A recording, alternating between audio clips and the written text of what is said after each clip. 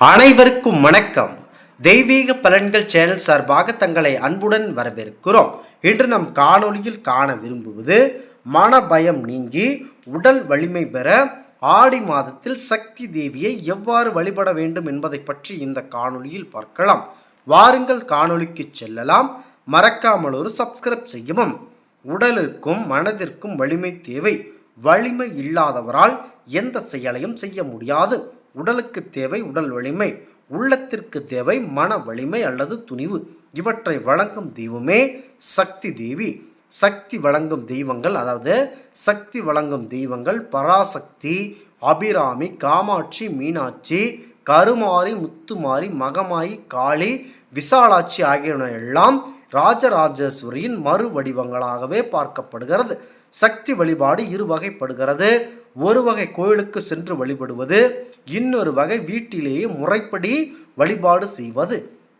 இந்த இரண்டு வகை வழிகளிலும் வழிபடுவதே சிறந்த முறையாகும்.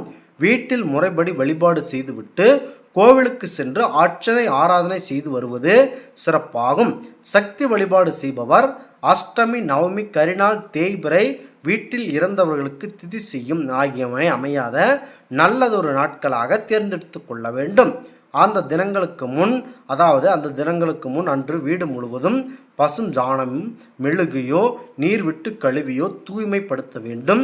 வீட்டு வாசப்படியில் பூஜை, அதாவது வீட்டு வாயிலும் பூஜை அறையிலும் வாயிலும் மாவிளை தோரணங்கள் கட்ட வேண்டும். பசுவின் பால், கடல் நீர், பசுங்கோமியம் ஆகியவற்றை காலையிலே சேகரித்து கொள்ள வேண்டும். சக்தி வழிபாட்டுக்கு செம்பருத்தி, சாமந்தி, முல்லை, தவணம், சம்மங்கி, அடுத்ததாக செம்பருத்தி, பிச்சிப்பூ, இருவாசி, கொழுந்து ஆகியவற்றை சேகரித்து கொள்ள வேண்டும். விநாயகர் வழிபாட்டிற்கு, அதாவது எந்த விதமான வழிபாடாக இருந்தாலும் முதலில் நீங்கள் விநாயகர் வழிபாட்டை தயார் செய்ய வேண்டும்.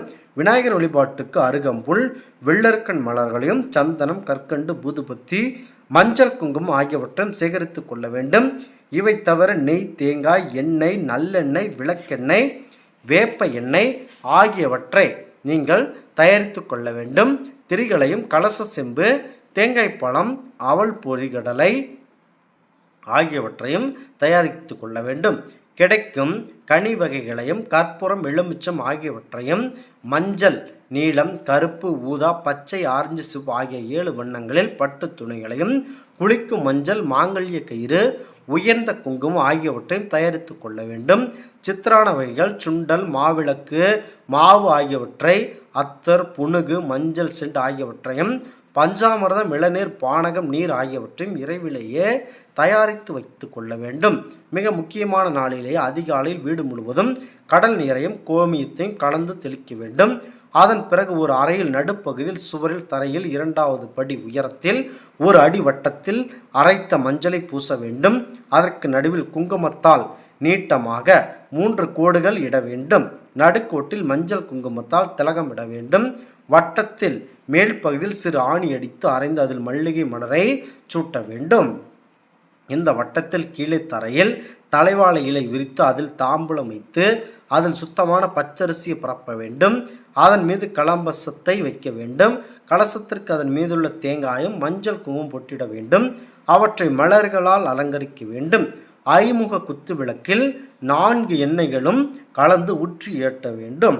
கலசத்திற்கு அருகே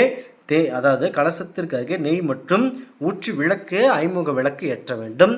மஞ்சள் துணியிலோ பசுஞ்சாணத்திலோ பிடித்து வைத்து அருகம்புல் முள் வைக்கப்பட்ட விநாயகருக்கு திலகமிட்டு மலர்களை சாத்த வேண்டும். பூஜை அறை முழுவதும் வாசனை திரவியங்களை தெளித்து வாயிலிருந்து பூஜை செய்யும் பீடம் வரை எவருக்கும் குறுக்கே நிற்காமல் வெளிவிட்டு வைக்க வேண்டும். வாயில் அகல்விளக்கு ஏற்றி வைக்க வேண்டும். முதலில் விநாயகர் பூஜை முடித்துவிட்டு நிவேதன பொருட்களை கலசத்திற்கு முன் திறந்து வைத்து தேங்காய் உடைத்து வைத்து நறுமண புகை இட வேண்டும். தேவியின், அதாவது சக்தி தேவியின் ஸ்தோத்திரங்கள் கூலி மலர்களால் அர்ச்சனை செய்ய வேண்டும்.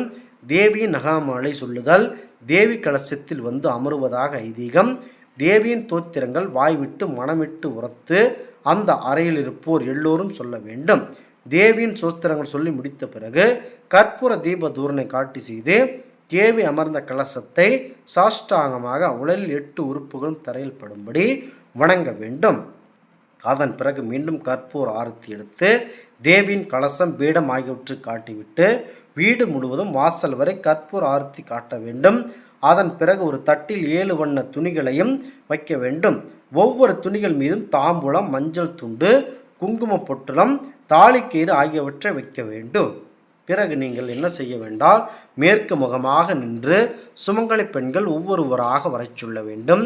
அடுத்து கிழக்கு முகமாக நின்று ஒரு துணியை எடுத்து கொள்ளுமாறு அவர்களிடம் சொல்ல வேண்டும். பின்பு அவர்களுக்கு பிரசாதங்களையும் கொடுத்து அனுப்பி வைக்க வேண்டும். முதலில் முதல் ஆடிக்கிழமை என்று இந்த முறைப்படி செய்ய வேண்டும். அடுத்து வரும் ஆடி நாட்களிலும் துணிந்து சித்திரானங்கள், கனிவகைகள் வேண்டும். அடுத்தாவது மலர்கள் ஓரளவு போதும், மற்றவையாவும் வேண்டும். முதல் நாளிலேயே நீங்கள் அந்த தினத்திலேயே அன்னதானம் செய்யலாம். மிக முக்கியத்துவமாக ஆடி மாதத்தில் எந்த தினத்தில் வேண்டுமானாலும் இந்த சக்தி வழிபாடை தாராளமாக செய்யலாம்.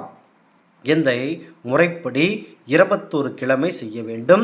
21வது கிழமையன்று காமாட்சி விளக்கை ஒன்று பூஜையில் வைத்து சுமங்கலி பெண்ணுக்கு அந்த விளக்கை தானமாக கொடுக்க வேண்டும். தானங்கள் உயர்ந்தது தீபதானம் என்கின்ற கருண புராணம். இந்த முறைப்படி சக்தியை வழிபட்டால் வலிமை, துணிவு, வைராக்கியம் மற்றும் எல்லா நலன்களும் ஏற்படுகின்றது சக்தி தேவி புராணம். தேவி பூஜையை கூட்டி வழிபாடாகவும் கண்டிப்பாக செய்யலாம்.